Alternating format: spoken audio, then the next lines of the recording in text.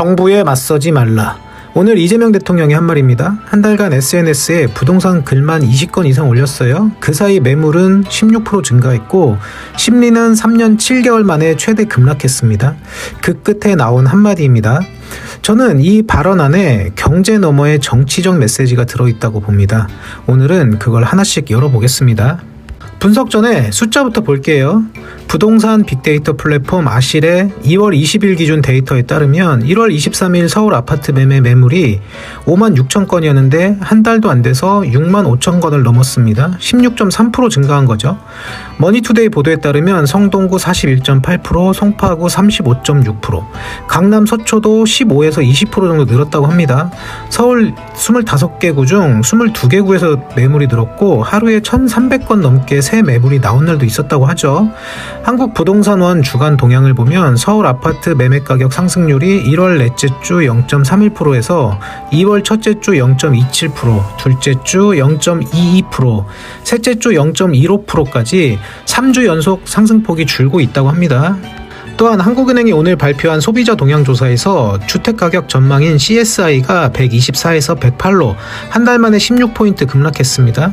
2022년 7월 이후 3년 7개월 만에 최대 낙폭이죠. 이 대통령이 오늘 공유한 기사가 바로 이 내용입니다.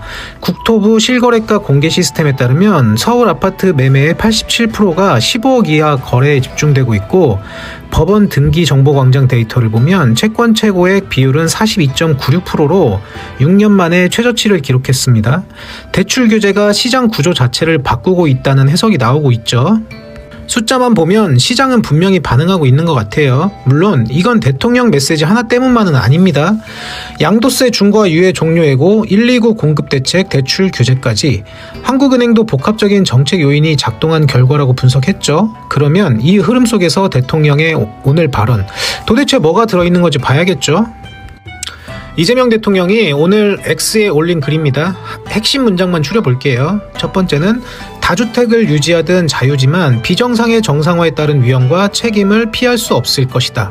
두 번째는 권력은 규제, 세제, 금융, 공급 등 정상화를 위한 막강한 수단을 가지고 있다.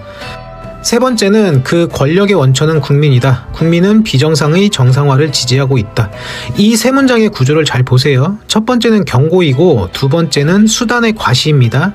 그리고 세 번째는 정당성의 확보죠. 이게 뭘까요? 이건 단순한 부동산 정책 설명이 아닙니다. 이건 권력의 3단 논법에 가깝죠. 나는 이걸 할 수 있고 할 의지가 있고 할 명분도 있다. 정치학에서는 이거를 시그널링이라고 합니다. 쉽게 말하면 정책 의지를 명확히 보여줘서 상대방의 행동을 유도하는 전략이죠. 앞에서 본 숫자들 매물 증가, 심리 급락 그게 이 시그널링의 결과물일 수 있는 겁니다. 그런데 이 시그널 대체 누구를 향한 걸까요? 저는 이게 이중 메시지라고 봅니다. 먼저 국민을 향한 메시지겠죠.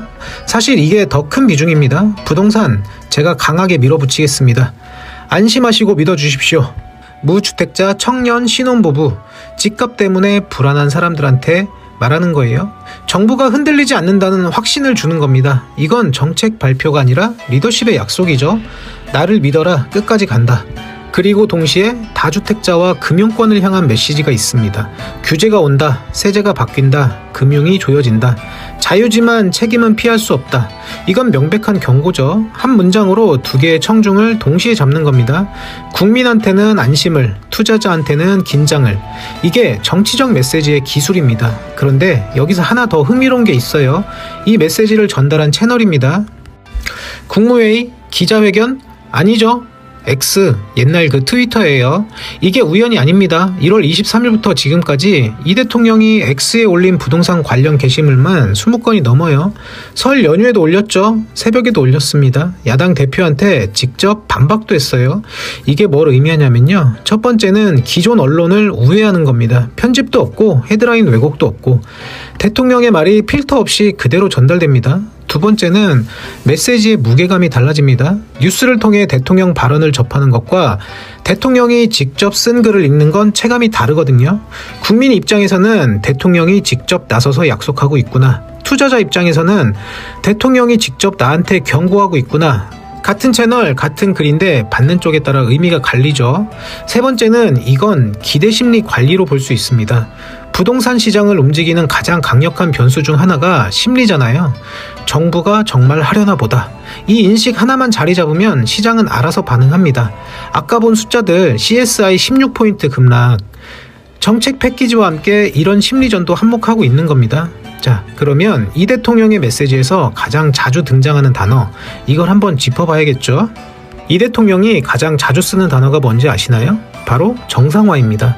이 단어가 왜 정치적이냐면요. 정상화라는 말은 지금이 비정상이라는 전제를 깔고 있는 거예요. 그리고 비정상을 만든 주체가 있다는 암시를 담고 있습니다. 오늘 발언에서도 이 대통령은 이렇게 말했어요. 권력은 정상사회를 비정상으로 만들 수도 있고 비정상을 정상으로도 만들 수 있다. 그 이정표는 권력의 사심과 사욕이다. 직접 이름을 대진 않았지만 이건 이전 정권과의 차별화이자 자기 정권의 정체성 선언이죠. 부동산 얘기를 하면서 도덕적 정당성을 세우는 겁니다. 물론 반대로 보면 정상화라는 프레임 자체가 시장 개입을 정당화하는 수사적 장치라는 비판도 있어요. 그리고 이 대통령은 여기서 한 발 더 나갑니다. 주식시장을 끌어와요. 부동산 정상화는 어려운 일이지만 개국 불법시설 정비나 주식시장 정상화보다는 쉬운 일이다. 코스피 5천, 이 대통령이 처음부터 내건 증시 목표였죠. 상법 개정으로 이사의 주주 충실 의무를 확대하고 자사주 소각 의무화를 추진하고 있습니다. 어제 법사위를 통과했고 오늘 본회의 처리가 예정돼 있어요. 그 5천을 넘어서 오늘 코스피가 6천에 다가왔습니다. 반도체 실적 개선, 글로벌 자금 유입 등 여러 요인이 있지만 정부 정책도 기여하는 평가가 나오고 있죠. 이걸 왜 여기서 꺼내느냐면요. 나는 해본 사람이다. 주식시장도 했고 개국도 했다. 부동산도 하겠다. 이 말입니다. 과거의 성과를 현재의 신뢰로 전환하는 방식입니다. 자, 이제 이 영상에서 가장 핵심적인 문장으로 가겠습니다. 시장에 맞서지 말라는 말도 있지만 정부에 맞서지 말라는 말도 있다. 이 문장이 논란이 될 수밖에 없는 이유가 있습니다. 시장에 맞서지 말라. 이건 투자 격언이죠. 월가에서 나온 말입니다. Don't fight the market. 이 대통령은 거기에 같은 구조로 맞받아친 겁니다. Don't fight the government. 이건 두 가지로 읽힐 수 있어요. 첫 번째는요. 정부의 의지가 확고하니 시장이 적응하라. 이건 정책 신호입니다. 정부가 방향을 바꾸지 않겠다는 메시지죠. 두 번째는 권력에 저항하면 손해보는 건 당신이다. 이건 정치적 경고로 읽힐 수 있습니다. 야당은 후자로 받아들였죠. 장동혁 국민의힘 대표는 호통친다고 잡힐 집값이면 왜 여태 못 잡았나 라고 반문했고, 송원석 원내대표는 즉흥적인 SNS로 시장을 협박하고 있다고 비판했습니다. 이 대통령 쪽에서 보면 정책의 일관성과 추진 의지를 보여주는 거고, 야당 쪽에서 보면 국가 권력을 동원한 시장 압박으로 보이는 겁니다. 같은 문장 완전히 다른 해석이죠. 이게 정치적 발언의 특성입니다. 그리고 흥미로운 건 이 대통령이 이런 양면적 해석이 나올 걸 모를 리 없다는 겁니다. 그럼에도 이 표현을 했다는 건 그만큼 강한 메시지가 필요했다는 의미이기도 하죠. 이 공방 조금 더 넓게 보겠습니다. 야당은 이 대통령의 SNS 발언을 두 가지로 공격하고 있어요. 하나는 시장 교란입니다. 대통령이 SNS로 시장의 불안을 조성한다는 거죠. 다른 하나는 재산권 침해예요.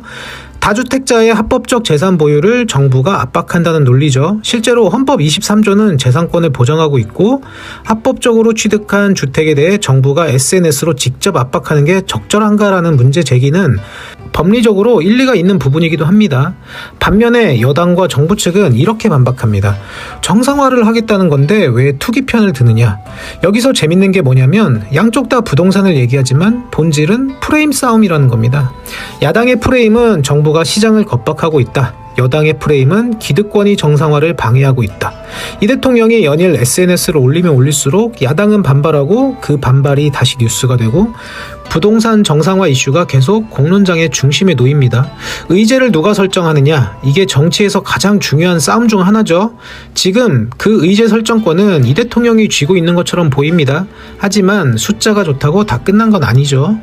남아 있어요. 같은 아실 데이터를 보면 전세 매물은 오히려 6.5% 줄었습니다. 다주택자가 매물을 내놓으면 전세 공급이 줄어드는 풍선 효과. 이건 지켜봐야 할 부분이죠. 그리고 SNS 메시지는 빠르지만 부동산 감독원 설치, 보유세 개편 같은 건 입법이 필요합니다. 메시지의 강도를 제도가 뒷받침해야 지금의 흐름이 지속될 수 있겠죠. 그래서 실수요자 입장에서 이게 뭘 의미하느냐. 지금 매물이 늘고 심리가 꺾이고 있다는 건 분명해 보여요. 하지만 전세 공급이 줄고 있다는 건 리스크이기도 하죠. 후속 입법이 따라오는지 공급 대책이 실행되는지 그걸 보고 판단해도 늦지 않을 것 같습니다. 정리해보겠습니다. 오늘 이재명 대통령의 부동산 발언, 표면은 경제 메시지입니다. 하지만 정치학적으로 열어보면 국민에게는 믿어달라, 끝까지 간다는 약속이 있고, 다주택자와 금융권에게는 각오하라는 경고가 있고, 이전 정권과의 차별화가 있고, 야당과의 프레임 전쟁이 있습니다. 그리고 데이터를 보면 시장도 반응하고 있죠. 매물은 늘고 상승세는 둔화되고 심리는 꺾이는 흐름입니다. 물론 이재명 대통령이 이걸 다 계산해서 한 건 아닐 수도 있어요. 꿈보다 해몽이 더 거창한 걸 수도 있고요. 그냥 이런 시각도 있구나 재미로 봐주시면 됩니다. 부동산은 한국에서 가장 정치적인 자산 중 하나죠. 집은 경제재이면서 동시에 정치적 상징입니다. 오늘은 평소와 조금 달랐습니다. 대통령의 부동산 발언을 경제가 아니라 정치로 읽어봤어요. 앞으로도 대통령이 집값 얘기를 할 때 그 안에 어떤 정치적 맥락이 숨어 있는지 한번 같이 읽어보겠습니다. 여러분은 오늘 발언 어떻게 보셨나요? 정책 의지를 보여주는 신호라고 보시나요? 아니면 시장에 대한 정치적 압박이라고 보시나요? 댓글로 들려주세요. 이번 영상은 여기까지고요. 시청해주셔서 감사합니다. 돈의 맥락이었습니다.